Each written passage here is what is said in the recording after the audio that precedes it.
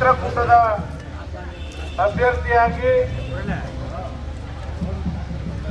ಮಾಜಿ ಮುಖ್ಯಮಂತ್ರಿಗಳು ನಮ್ಮೆಲ್ಲರ ನಾಯಕರಾದಂತ ಎಚ್.ಡಿ. ಕುಮಾರಣ್ಣವರು ಚುನಾವಣೆಗೆ ಸ್ಪರ್ಧೆ ಮಾಡಿದ್ದಾರೆ.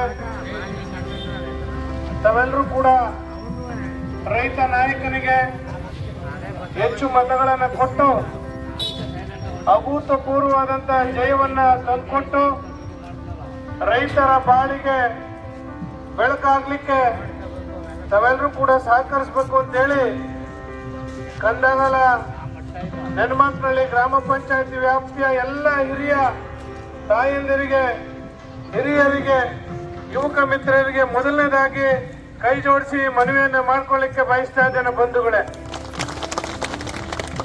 ತಾರೀಕು ನಮಗೆಲ್ಲ ಗೊತ್ತಿರುವಂತ ವಿಷಯ.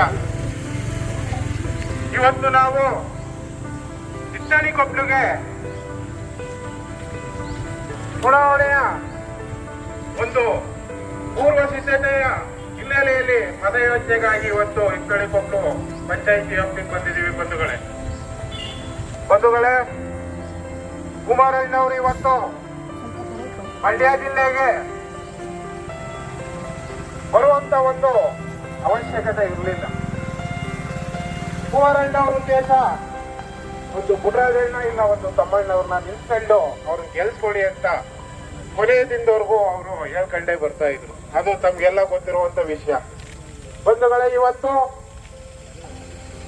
ಬಿಜೆಪಿ ಅವರು, ಜೆಡಿಎಸ್ ಅವರು, ಕಾರ್ಯಕರ್ತರು ಪ್ಲಸ್ ಎಲ್ಲಾ ನಮ್ಮ ನಾಯಕರು ಒತ್ತಡದ ಮೇರೆಗೆ ಅವ್ರಿಗೆ 3 ಬಾರಿ ಸದಸ್ಯ ಕಿತ್ತರೆ ಆಗಿದ್ರು.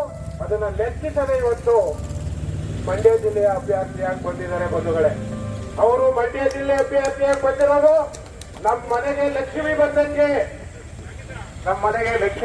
ಬಂಧುಗಳೇ 2023 ಚುನಾವಣೆ ಇವತ್ತು ನಮ್ ಕಣ್ಣು ಕಟ್ಟಂಗಿದೆ.